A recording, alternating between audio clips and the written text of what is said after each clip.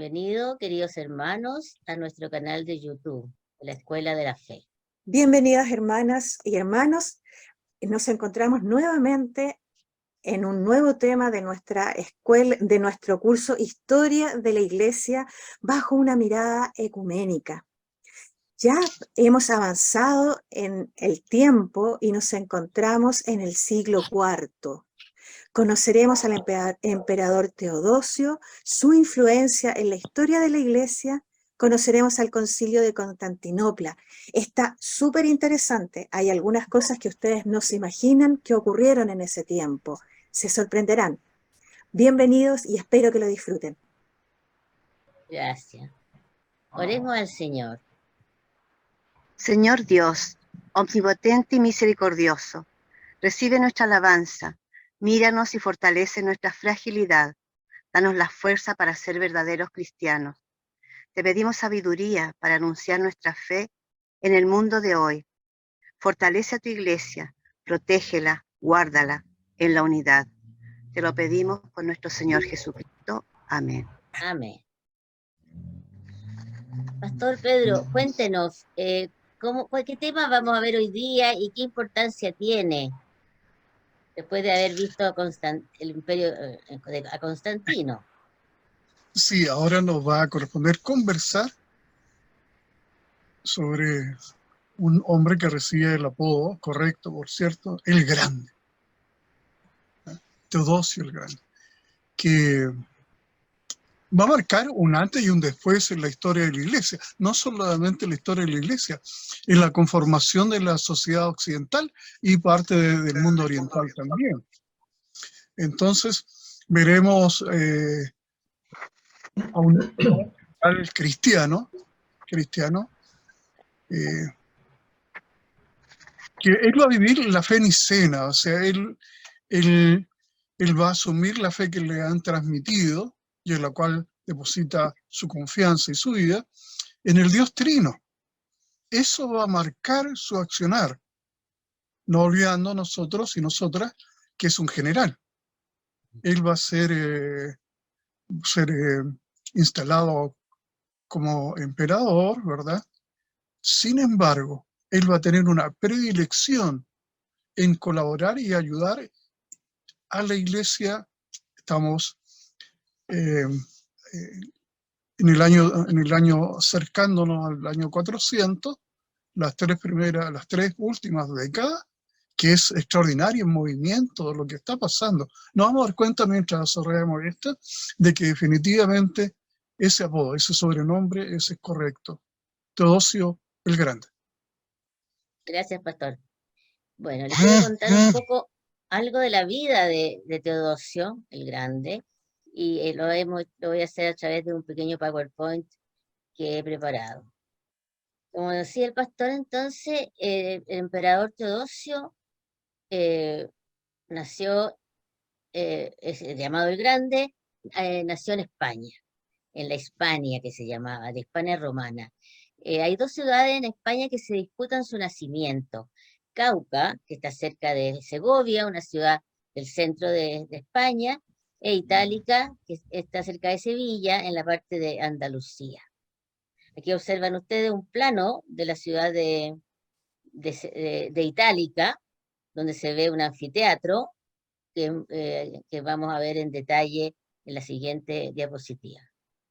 Observen entonces cómo en todas las ciudades existía el mismo tipo de lugares de encuentro, de entretenimiento, los anfiteatros romanos que servían para los juegos y para las competencias, y que hoy día se conserva. Esta ciudad está haciéndose tramitada como patrimonio de la humanidad, y es muy hermoso. Bueno, el Teodosio nació en el año 347. Su padre era un militar de prestigio. Él asumió como emperador el año 379. Residió casi siempre en Constantinopla, se alojó algunas veces en algunas de sus campañas militares, pero principalmente en la ciudad de Constantino.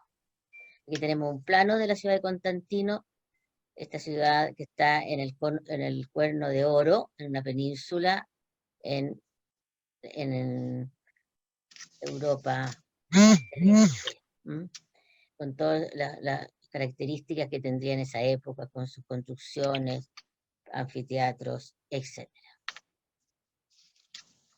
El año 381, el emperador Teodosio emitió el Edicto de Tesalónica, que declaró la fe cristiana oficial del imperio.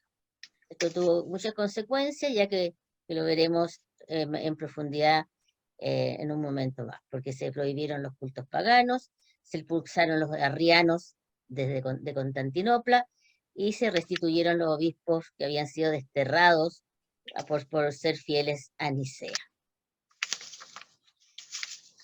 También el emperador Teodosio convocó al concilio de Constantinopla para discutir las ideas de algunos grupos que rechazaban el misterio de la Trinidad, que en Dios es Padre, Hijo y Espíritu Santo. Algunas imágenes de este concilio que también profundizaremos en este encuentro. Entre las cosas así que correspondió a Teodosio fue castigar a los habitantes de la ciudad de Antioquía, porque destruyeron la estatua del emperador y su esposa. ¿Por qué? Porque había subido los impuestos, y eso era tremendamente negativo para la población. El obispo Flaviano logró conseguir el perdón de Teodosio, no se destruyó la ciudad. Ahí vemos una imagen de que sobrevive de esta ciudad que fue muy, ha pasado por muchas etapas de la historia, entre ellas las cruzadas. Un gesto que realmente dignifica a Teodosio fue su humildad al hacer penitencia, porque el obispo Ambrosio de Milán lo excomulgó por una matanza en Tesalónica, que se produjo porque había muerto a un oficial de su ejército. Y se ve su humildad. Como buen guerrero, él derrotó a los persas en el año 383 y firmó la paz con ellos. Esa es una característica de Teodosio. Cuando derrotaba a las personas que lo atacaban, pero inmediatamente, para no mantener una guerra, firmaba la paz. Lo mismo ocurrió con los visigodos. Eran unas tribus germánicas que estaban en las fronteras del imperio y a quienes también derrotó, pero les concedió el título de confederados, de tribus aliadas. Y esto fue produciendo la invasión pacífica de los germánicos en el Imperio Romano. Y finalmente, el año 895, el emperador Teodoro, que el año de su muerte, dividió el imperio entre sus dos hijos, sus pequeños hijos, Honorio y Arcadio, entre el oriente, que es toda la parte de Grecia hacia el este, en esta línea que está en el mar Mediterráneo y el mar Jónico, hacia el occidente, capital Roma, y la capital del oeste es Constantinopla. Eso sería, en síntesis, la figura de Teodosio, que es tan relevante para la historia de la Iglesia, porque se empezó a hablar de un imperio cristiano. Y ese es un tema que lo vamos a discutir hoy día. Que se declare oficial la religión cristiana oficial del imperio, ¿significa que el imperio es cristiano? Ya lo veremos. Bueno, entonces, veamos qué pasó con no sé si pastor usted nos podría contar algo más de este edicto de Tesalónica. En este importante decreto, ¿ya? Que va a ser antes del concilio, y es una cosa extraordinaria, es decir, sí. Antes, bueno, debemos recordar, ya lo hemos dicho en otras ocasiones, que los así llamados concilios eran convocados por la autoridad, en este caso el emperador, ¿eh? El que convocaba a las autoridades, a la autoridad eclesiástica, que se reuniesen para tratar los temas que eran interés de la Iglesia y también del Estado. Por eso que también se le recibe a los concilios, se le llama concilio de Estado. Esa unión entre el gobierno secular y el gobierno eclesiástico. Era esa unión que para nosotros en ocasiones nos dificulta la comprensión, pero era lo natural, lo aceptado en aquella época.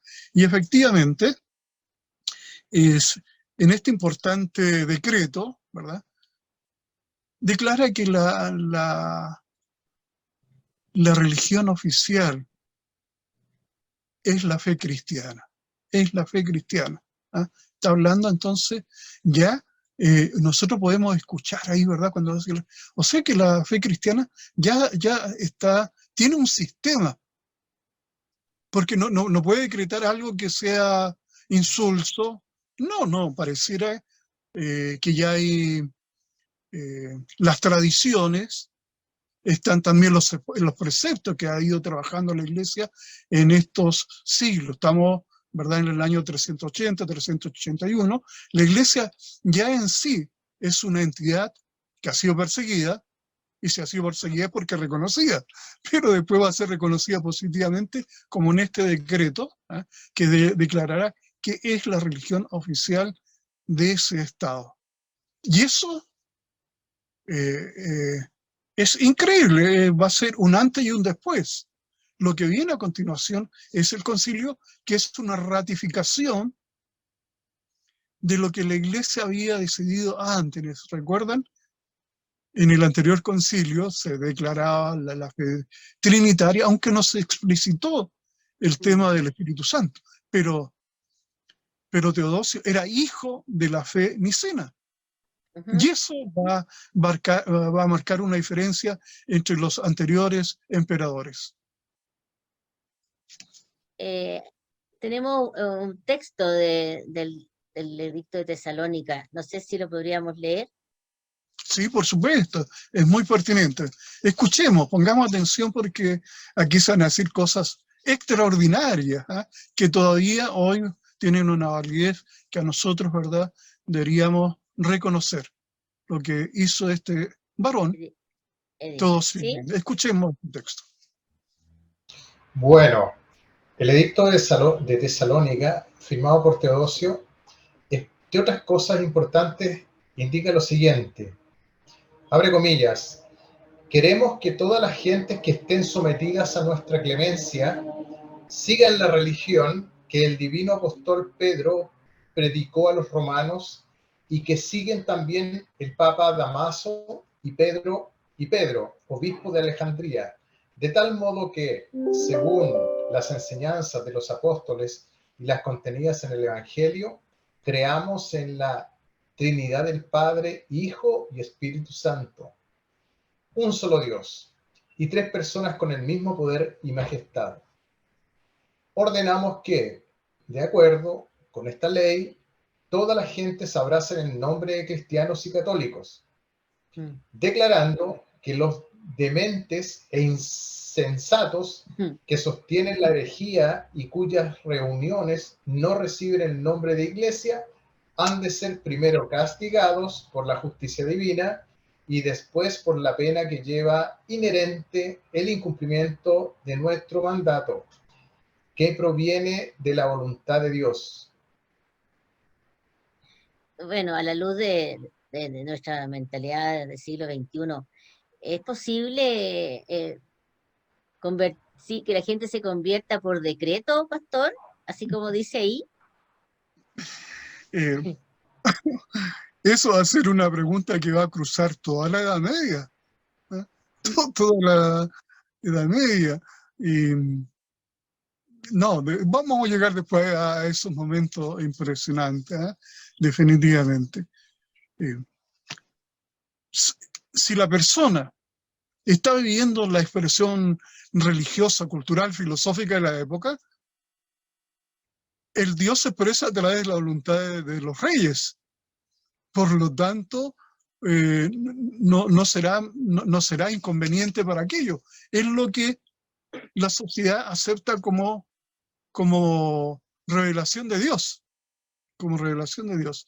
Claro, para nosotros ahora con otros principios éticos, desde otros valores, en donde prima el individuo, la libertad del individuo, ¿ah? Nos es difícil aceptar, pero no imposible de comprender lo que era en la época, obviamente. Por ahí hay un cuestionamiento que algunos historiadores nos lo dicen, que en lo que pasa en el año 381 y 382 va a pasar algo. Al declarar la fe cristiana, la expresión católica y la fe como la religión que sustenta ese Estado, las misiones van a disminuir, porque es el Estado junto con la Iglesia que va a hacer su labor, la administración eclesiástica va a delimitar responsabilidades, de deberes de los religiosos y otros. Entonces pareciera en algunos, que el entusiasmo, la fe de testimoniar en el servicio, en el testimonio, en la misión de la Iglesia, ahí marcó, ¿verdad?, un principio de debilidad. Está para ser conversado, cuestionado también, Claro. pero no deja de ser un pronunciamiento de algunos historiadores eclesiásticos. Sí, y sobre todo el porcentaje de cristianos en el imperio, si en tiempo de Constantino, 50 años antes, era el 15%, ahora en tiempo de Teodosio fue aumentado 40%, pero un gran porcentaje eran arrianos, y ese problema les va a arrastrar por muchos años. Entonces hay que tener todos esos elementos en consideración. Y veamos entonces, pasemos entonces al Concilio de Constantinopla. Este concilio que también que fue convocado por el emperador Teodosio, que no participó el Papa Dámaso, no mandó ningún delegado, y solo vinieron obispos de Oriente, ya dado que la herejías, como se llamaban en esa época, los errores, eran nacidas en el Oriente. ¿Qué nos podríamos decir, pastor, sobre este concilio? Bueno, tenemos que decir lo siguiente: cuando había movimiento, como lo fue en su primer momento la fe cristiana, producían inquietud en la sociedad, ¿eh? Se alteraban lo que era aceptado como normal. Recuerde que en uno de los principios cristianos era el sentido de la igualdad, todos hermanos, todas hermanas. Oye, se marcaba una horizontalidad en la iglesia, por lo tanto, ese fue uno de los elementos con que se inició también la persecución, porque la sociedad hasta esa época es piramidal. Claro. ¿Ah? Piramidal. Entonces, movimientos que atentan contra ese orden van causando seguridad, cosa que los gobernantes no pueden aceptar. Tienen que transmitir seguridad para que el orden permita la vida en esa época. Y ahora corresponde el turno a una expresión cristiana, no olvidemos aquello, los arrianos. La negaban, tenían sus argumentos, ¿eh? que junto con la capacidad de difundir su doctrina, había un individuo que era Arrio, que era un presbítero, era un tipo carismático,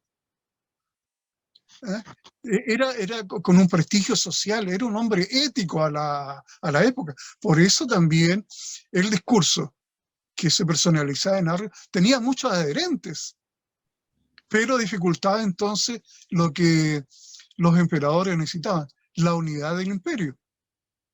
No podía estar quebrado eso. Y la fe religiosa, en este caso de los cristianos, ya era mayoritaria, pero estaba a definir cuál de las expresiones de la fe iba a ser el sustento de esa sociedad que estaban haciendo en ese instante.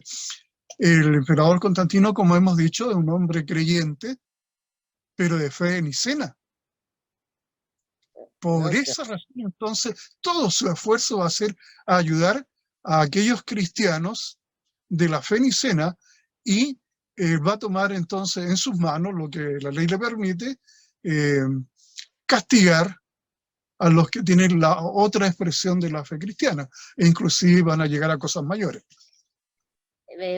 También negaban, otro grupo negaba que el Espíritu Santo fuera de la misma consustancialidad del Padre y el Hijo. Entonces, todos esos errores fueron tratados en el Concilio de Constantinopla, ¿no? Claro, claro que sí. Y bien decía usted en clases anteriores que la dificultad era una letra I. Así. Yo eh, busqué en mis libros y encontré precisamente el texto. Ahora no, tristemente no marqué, no dejé una hoja marcando, pero sé que es una letra I. El O homoiuson, Boisius, algo así.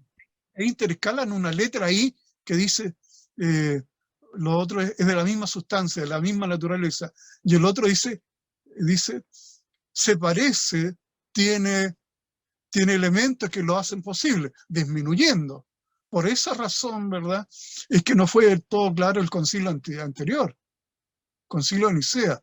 Sí. Por eso que ahora es fundamental que el concilio convocado por el Papa Por Teodosio, y Teodosio, claro, definan el tema. Es el tema más importante a ser tratado, pero visto desde el elemento político, pero lo estamos diciendo no para denigrar, sino para reconocer esa realidad.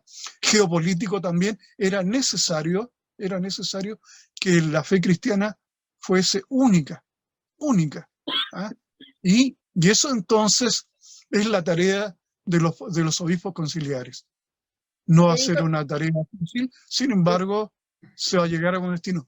Pero, como bien dice la hermana María Isabel, la presencia de los arrianos va a persistir, va a complicar todavía. No por decreto se acepta un asunto, si los otros tienen una fe cristiana, pero los cristianos que vamos a después a llamar cristianos católicos, van a ser los ortodoxos, los de la fe correcta.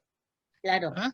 Y los otros serán también cristianos, pero de la fe arriana. Eso, como ha dicho la hermana Isabel, va a alterar el orden deseado por el emperador. usted decía que uno de los obispos que presidió el concilio fue Gregorio Nacianceno, que era un obispo de niceno, defensor de Nicea, acérrimo. Es que era la oportunidad, ¿verdad?, de encontrarse los que habían adherido a lo declarado en Nicea. Recuerden que ahí también se trató del asunto, ¿verdad? Pero dominó la fuerza de la fe ortodoxa, pero en su articulación, en el articulado, no fue del todo preciso. Y ahora sí tiene que ser, ya había como aquel Gregorio y ¿cómo se le Nissen, hermana? Nacianceno. Nacianceno, ¿no? Un hombre carismático, un hombre defensor. Es decir, aquí entonces vamos a ver que la discusión va a ser fuerte, va a ser guiada por hombres que creen en su fe. Por eso que una definición, y Constantino, Teodosio, está pero absolutamente comprometido a que triunfe la declaración de la fe ortodoxa, la fe católica. Eso. Bueno, este concilio aprobó 7 cánones, que me gustaría mostrar los 3 primeros para que veamos cuáles son los acuerdos que se tomaron en ese encuentro. Bueno, aprobaron 3 cánones. El primer canon era reconocer la divinidad de Jesucristo, el miembro de la Trinidad, y igual la consustancialidad del Espíritu Santo. ¿Ah? Entonces se reconoce en plenitud el misterio de la Trinidad. El segundo canon decía que cada obispo tenía soberanía o autoridad dentro de su diócesis, pero no podía intervenir en el resto de las diócesis. Y el tercer canon, que causó un problema cuando se supo en Roma, era que el patriarcado de Constantinopla pasaría a tener el honor, después de Roma, de ser la nueva Roma, lo cual promovió que este concilio no se fue considerado ecuménico hasta el concilio de Calcedonia. 100 años después, el 451, en tiempo de San León Magno. Entonces, como son los padres orientales, ellos aprobaron que Constantinopla fuera la nueva Roma. ¿Por qué? Porque la sede del emperador. Es muy impresionante eso, ¿ah? ¿Sería porque era la sede del emperador? De seguro, de seguro tiene que tener un estatus, ¿verdad?, que se corresponde, ¿ah? Por eso es la nueva Roma, algunos le dicen también la segunda Roma, ¿ah? Sí. Va a ser un tema que va a suscitar Sí. cierta polémica, malestar, ¿verdad? Porque Roma, ¿verdad?, con toda la historia antes de la fe cristiana, ya era reconocida, era el corazón de ese mundo. Y luego la iglesia, ¿verdad?, acepta que ello lo hace suyo también. Y va a tener razón en reclamar esa preeminencia en relación, sí. en relación a la otra obispado, perdón, de las otras diócesis, grandes diócesis que hubo, ¿verdad? Las recordamos, la hemos dicho, pero no sé, es Los patriarcados, Constantinopla. digamos. Los patriarcados, es la palabra que corre, los patriarcados, ¿cierto? 4, Roma, Jerusalén, Constantinopla y Éfeso. Algunos dicen Antioquía, dicen, ¿verdad? O Antioquía, sí. La primera ciudad, pero eran 4. Eran 4, y Alejandría, me parece. Sí. Bueno. Entonces ahí estamos viendo que eran, hay otro, ¿verdad?, que tiene una autoridad en sí misma, pero que es Alejandría. Sí. Pero no se dio. Ahí era la universidad donde salían los individuos altamente valorados, ¿ah? Pero no recibe. Sin embargo, tenía influencia, una influencia, porque de ahí iban, ¿verdad?, hombres preparados en las distintas escuelas de Alejandría a colaborar con estos patriarcados. Sí, yo creo que en Antioquía y Alejandría tenían las grandes escuelas de catequesis, Claro, de claro, formación sí, de la fe cristiana. Bien, este Teodosio tan poderoso, que era capaz de convocar un concilio, de derrotar a las huestes germánicas, pero también tenía sus rasgos de humildad, y cuando cometía un error, yo creo que lo reconocía.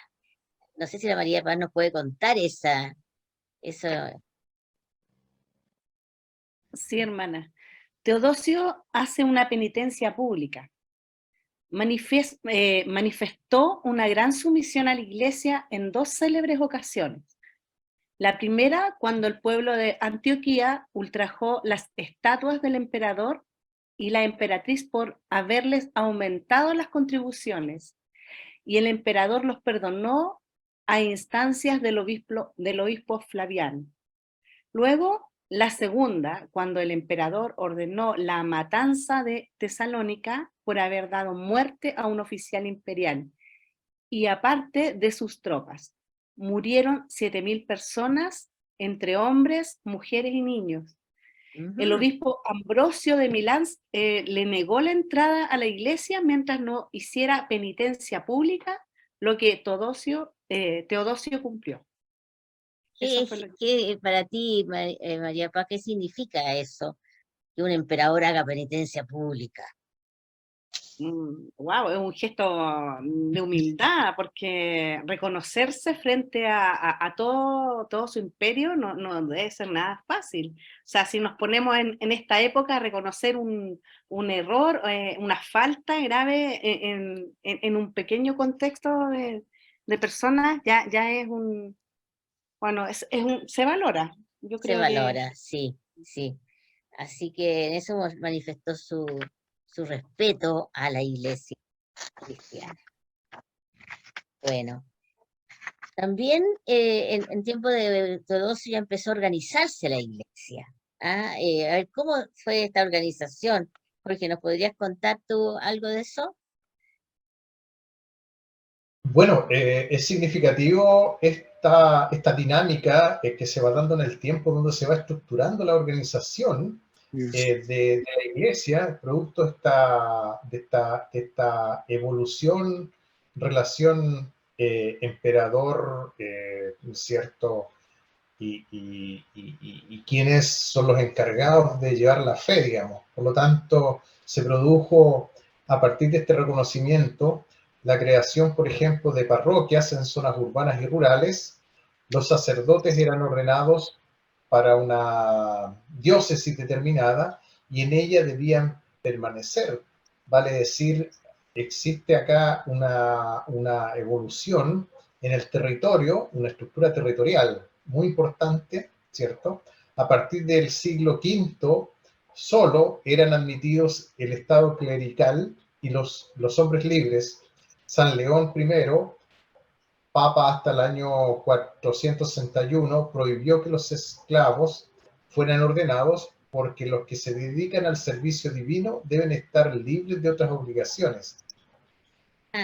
De otro modo, también los sacerdotes vivían del trabajo de sus manos, artesanía, agricultura, el comercio les fue prohibido.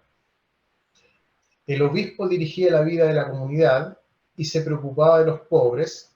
Su casa recibía el nombre de Domus Ecclesiae. Los obispos eran elegidos por el pueblo y los obispos de las provincias eclesiásticas. La influencia de los obispos a fines del siglo IV y V creció rápidamente en los ámbitos de la religión, la moral, la economía, la política y la sociedad en general. La eliminación paulatina de la esclavitud, de los juegos y luchas entre los gladiadores, etc.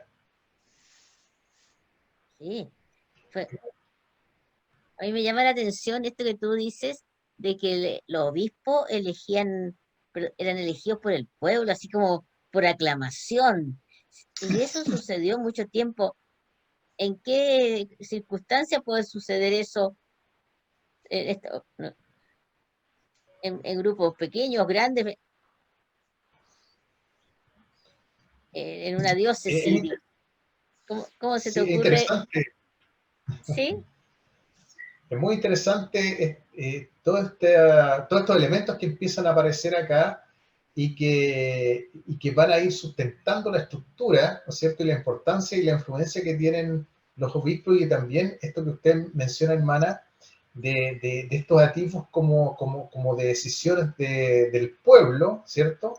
Para elegir, diríamos hoy democráticamente, ¿cierto? A las autoridades, y eso es muy interesante porque pareciera que, ¿no es cierto?, aquí aplica esto la voz Vox Dei, Vox Populi, ¿cierto? La voz de Dios, la voz del pueblo, diría un poquito eso, ¿eh? Sí, sí.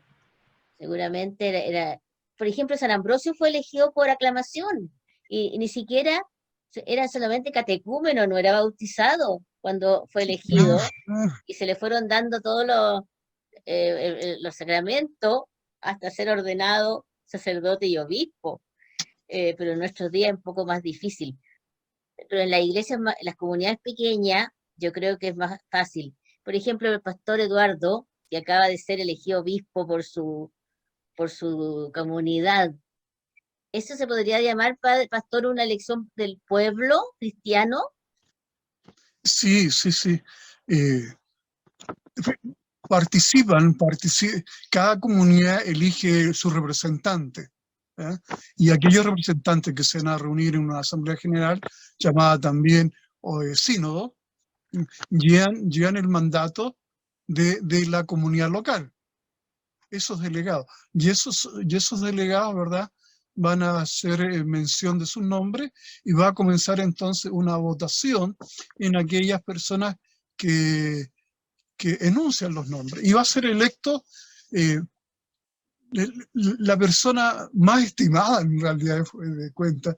Lo expreso de esa manera, con todo respeto a todos los señores obispos que han sido electos. Pero ahí prima el cariño, el relacionamiento, cómo aquel individuo influyó en su vida, qué palabra le dijo, qué testimonio. Y el pastor Eduardo, ahora flamante y no el obispo de su comunidad. Y ya lo habíamos conversado antes, ustedes recuerdan, cuando habíamos conversado, que él tenía mucha responsabilidad. Se le reconoce en eso. Es Claro. un poco de lo que las iglesias, muchas de las iglesias protestantes tienen. Escogen su más alta autoridad a través de la votación de los delegados que asisten a esas importantes reuniones. Bien. Bueno, poco antes de morir, Teodosio dividió su imperio entre sus dos hijos mayores. Entre paréntesis, tuvo dos esposas. No sé si se divorció o fue enviudó, esa parte no la sé. Tuvo varios hijos y entre sus dos hijos mayores dividió el imperio. Silvia, ¿nos podrías contar cómo fue esta división? Fue muy importante porque como el imperio era tan inmenso, había que dividirlo, no se podía gobernar con una sola persona. Dividió el imperio en el año 395, como tú dijiste, entre sus dos hijos, ya que comprendió que un solo hombre no podía gobernar el inmenso imperio romano.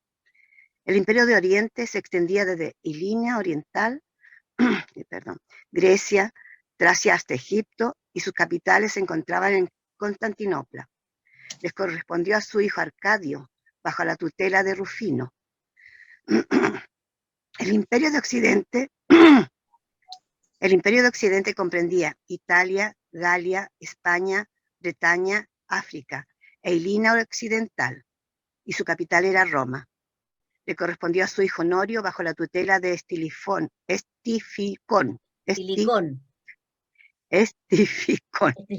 un general romano de origen vándalo. Mira, Esta germánico. Origen vándalo. Sí, esas son todas las tribus germánicas. Claro. Esta división consagró la existencia del imperio latino, que caerá en poder de los bárbaros en el año 476, y el imperio griego, que sobrevivirá hasta el año 1453, fecha en que Constantinopla caerá en poder de los turcos. Sí, realmente esta división consagró una realidad que ya existía, no sé si está de acuerdo conmigo, pastor, de que la cultura griega y la cultura latina son muy diferentes en su mentalidad, en sus prioridades, en las definiciones de ciertos aspectos. Por ejemplo, los griegos son más filosóficos, más racionales, todo lo discuten y todo lo comentan en las plazas. Y los latinos somos más prácticos, más legalistas, más moralistas, no sé, algo así, ¿no? Sí, exactamente. Una de las situaciones es que se mezclaba religión y expresión filosófica. ¿Ya? Claro. Y el cristianismo, a momento que va constituyéndose, autodefiniéndose, a través de los diálogos que van a tener, ¿ya? Una cosa es la filosofía y otra es la fe religiosa. Marca una diferencia fundamental. Van a haber estudios de filosofía, pero no como lo articulaban precisamente la sociedad griega, que era vasta, ¿verdad? Recordemos, es decir, la influencia llegaba hasta la India. Tremendo y vasto territorio también. Sin embargo, era ya oportuno esa diferenciación de sociedades, que era un único imperio, pero que tenían estas identidades que lo hacían diferente. Y al ser diferente no es que está malogrando uno en detrimento de otro, o valorando uno frente al otro. No, simplemente son realidades culturales, históricas, filosóficas, distintas definitivamente. Sí. Y los romanos van a tener en sus manos algo poderosísimo, que no es la especulación, sino que el texto, que es la ley. Se van a referir a eso. ¿Ya? Los otros van a discutir los temas hasta el infinito, porque tienen práctica para enfrentar temas, pero no está resuelto en la ley. Los romanos sí la tenían. Una gran diferencia, que es parte de la sociedad occidental, fundamental hasta ahora. Claro. Bueno, toda esta situación, esta diferencia de mentalidad, terminó con las invasiones musulmanas del siglo VII.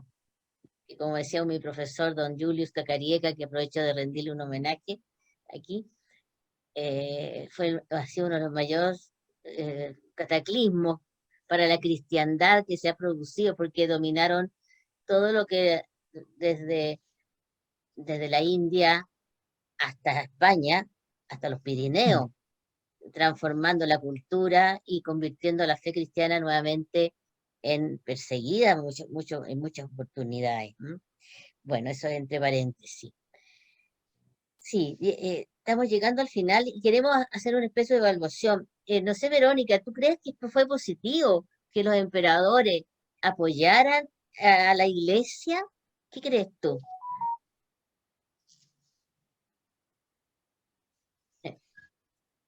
Sí, vamos. Sí, de todas maneras.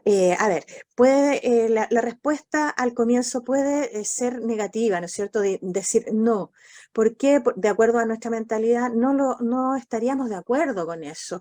Pero dado el contexto histórico en la que se produjo todo este acontecer, claro que fue importante, ayudó, contribuyó mucho. ¿Por qué? Porque el emperador, el imperio, tenía cierta estructura y cierta unidad, ciertas habilidades, capacidades que ya había logrado desarrollar con la historia, ¿no es cierto?, con todo su bagaje administrativo, espacio físico, podía proporcionar transporte, funcionarios que contribuyeran, ¿no es cierto?, a redactar o a mejorar esta desunión que estaba en los obispos.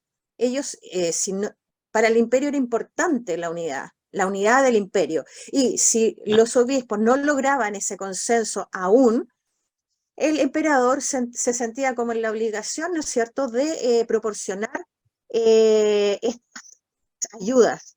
Además, de acuerdo a la mentalidad de la época, los emperadores, los regentes de la época, se basaban en una epístola de San Pablo a los romanos, ¿no es cierto?, capítulo 13, versículo 1, en la que dice que toda autoridad procede de Dios.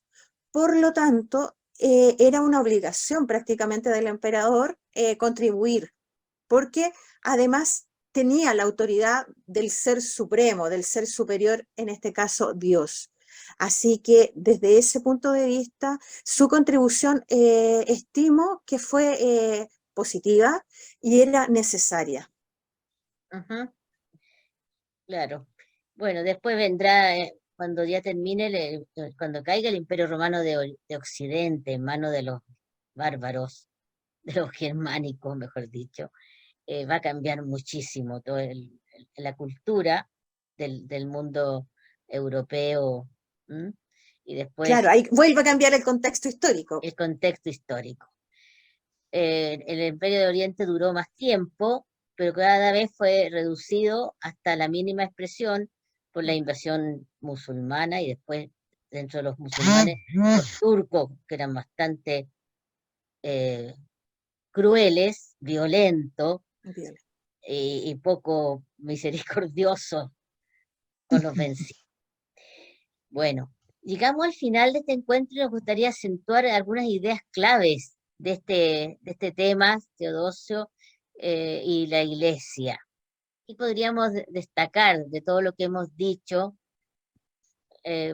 Algo que sea breve, en honor al tiempo. Pastor, ¿usted qué destacaría?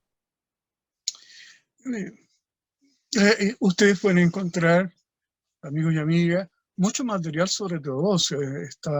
Hay mucho material, ¿verdad? Pero en lo particular yo destacaría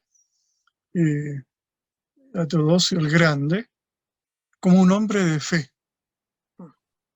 Un hombre de fe. Y la fe es la fe religiosa, es lo que anima a él a la unidad de su imperio con una sola expresión religiosa, pero también sus prácticas personales, ese sentido de obedecer y aceptar la sanción del obispo, es decir, él. se humilla, se postra, ¿verdad? Y reconoce esa autoridad. Y lo hace porque es un hombre de fe. Claro, Y en esa fe, ¿verdad? Él se va a animar y va a luchar para que la fe ortodoxa, ¿ah? Mantenga la pureza nicena, la fe en este Dios trino. Y lo va a lograr. Era un hombre de fe. Con esa expresión quiero hablar de todos. gracias. A mí, ¿Qué- hermana, me gustaría también apoyo y comparto esta admiración, ¿no es cierto?, hacia este emperador, porque rara vez en la historia vamos a encontrar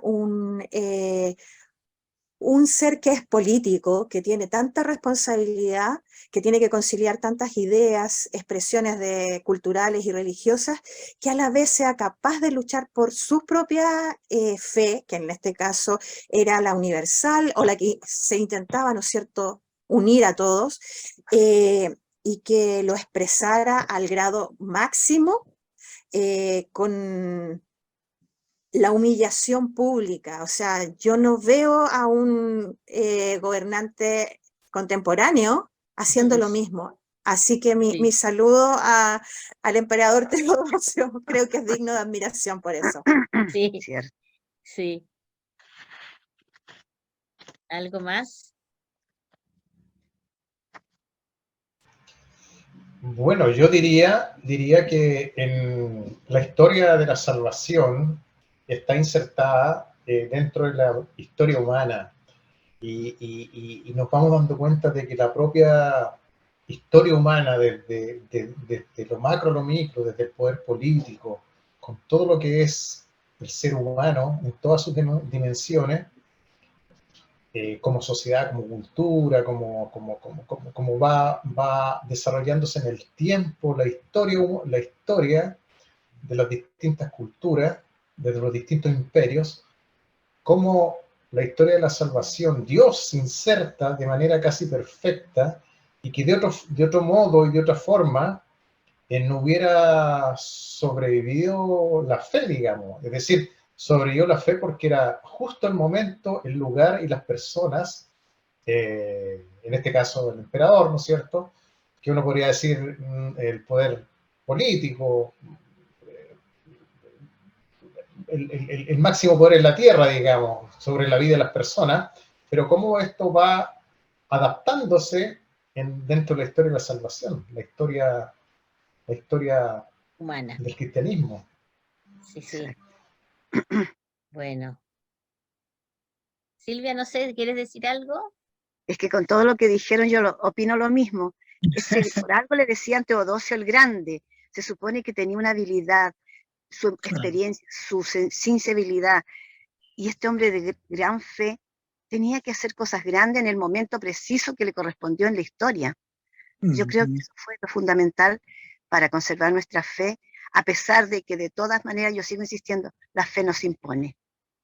Así es.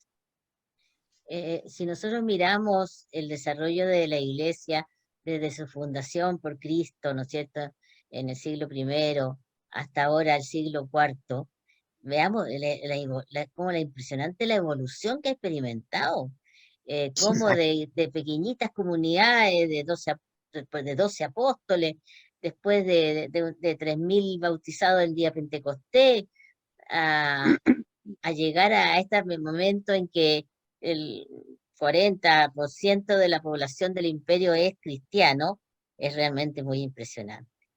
Ahora, esta alianza del poder político con el poder religioso tiene sus lados positivos y tiene sus lados negativos, como hemos visto, y los resultados se verán a lo largo de la Edad Media, que no sé si alcanzaremos a ver en nuestro curso llegar a eso, ¿ah? Pero bueno, el Espíritu de Dios, el Espíritu Santo guía a la Iglesia. Él estará con nosotros hasta la consumación de los siglos, así que confiamos que eso está sucediendo hoy en día con nosotros. Bueno, llegamos al final de este tema tan interesante. Yo creo que a ustedes les habrá gustado.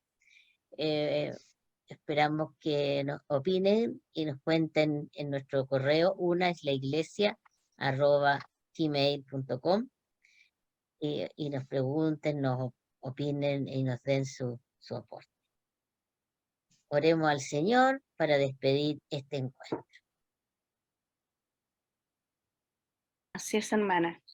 Le vamos a dar gracias a Dios en esta mañana por este estudio de esta historia de la Iglesia, Padre Santo, donde podemos ir aprendiendo mucho más de los comienzos, Señor, donde también se impone parte, Señor, de la obediencia a las autoridades, de cómo hemos visto también que aquellos grandes emperadores han mostrado, Señor, arrepentimiento frente a actos que han cometido, y también cuando han delegado justamente a aquellos obispos en la historia y poder hacer las cosas también de acuerdo a lo que está en esta tierra. Tú bien nos has enseñado que a lo que es de Dios, dejar, Señor, al César lo que es del César. O sea, las cosas que nosotros podamos respetar en esta tierra, como son las autoridades, mi Dios, dejarlo en manos de ellos.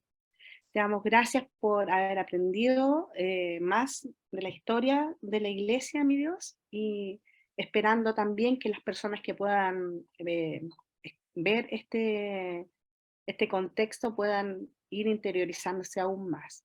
Gracias, Señor, te pido que tú nos acompañes y nos guíes cada día. En el nombre del Padre, Hijo y Espíritu Santo. Amén. Amén. Damos gracias a todos ustedes, gracias a los que van a ver nuestro programa en nuestro canal de YouTube, Escuela de la Fe, Piedra Blanca. Los invitamos a suscribirse, a difundirlo si les gusta, para que muchas personas se interioricen acerca de la historia de nuestra iglesia que Cristo fundó para llegar a todos los rincones del mundo. Nos despedimos, hasta pronto, en que veremos otro tema muy interesante, que son los padres de la iglesia del siglo IV. Hasta pronto. Espíritu